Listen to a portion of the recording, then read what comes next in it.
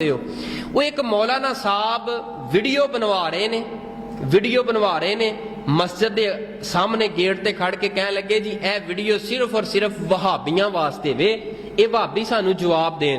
मैं वहाबियां ने गल पूछना चाहना कि वली की ताकत ज्यादा है या अल्लाह की ताकत ज्यादा है जी। हुण ए गल्ला टुटिया है अल्लाह के घर का, अल्लाह तो सारिया ताकतों का मालक है ना। चाहिए तो यह सी कि जिन्होंने गल्ला भन्निया उस बदबखत ने इत्थे जनाब वो अन्ना हो जाता, उसकी रूह निकल जाती, मर जाता, फुड़क जाता इत्थे।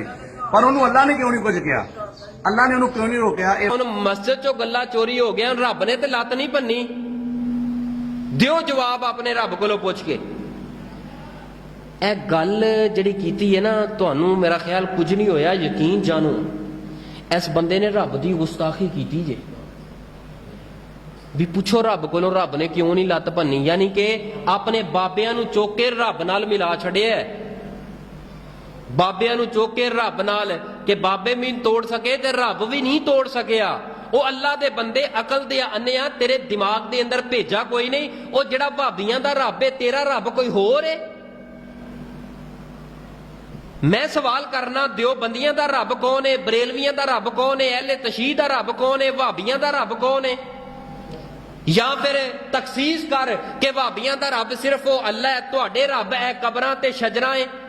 ये तू अपने बयान अंदर ही कर छड़ीए। अपने रब को पुछ के दसो, अल्लाह दे बंदे तुसा नहीं बख्शिया रब दी जात नो, नहीं बख्शिया सहाबा नो, नहीं बख्शिया औलिया और रहमान नो, नहीं बख्शिया नबी पाक दी जात नो। मैं क्या रब ने अदालत लगानी है, बाबियां दी कोई अदालत नहीं। रब ने कियामत दा दिन रखे है जदा सजा दा। अगर दुनिया ते उन्होंने सजा नहीं दी, लेकिन रब दे नजर दे अंदर वो बंदा है। रब हो सकता है उन्होंने हदायत दे दे, ना हदायत दे। उस जुर्म दा बदला अल्लाह पाक कल कियामत वाले दिन ले सकते ने। अगर रब चाहे तो दुनिया ते भी ले सकते ने, लेकिन असा रब दे मामलात दे अंदर दखल अंदाजी कर सकते नहीं कर सकते।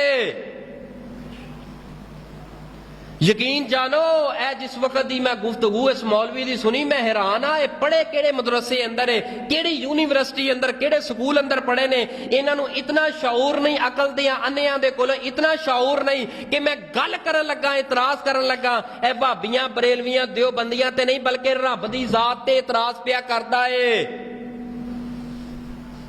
अगर एक बंदे नूं रब ने धीयां दे दित्तियां ने, वो बंदा आंखां कट के गए मैं नहीं रब नूं मनदा, रब ने केड़ा मेरी मन्नी है, रब ने केड़ा मैनूं पुत्र दिता है। अल्लाह दिया बंदिया, और रब तेरे नसीब नूं बेहतर जानदा है। हो सकदा है तेरे नूं अल्लाह पुत दे दिंदा, ओही पुत तेनूं गलियां दे अंदर फड़ के ते ए गिरे बांध तो पकड़दा, तू ओथे खड़ा होके कहंदा इस नालों बेहतर सीगा मैनूं अल्लाह धीयां ही दे दिंदा। रब गैब दा इलम जानदा है, रब तेरी जिंदगी नूं जानदा है। अगर तेनूं रब पुत नहीं दिता, धी नहीं दिती, कुछ नहीं दिता, फिर भी रब दा शुक्र अदा कर। रब दे गिले ते शिकवे करना तेरा मेरा हक नहीं।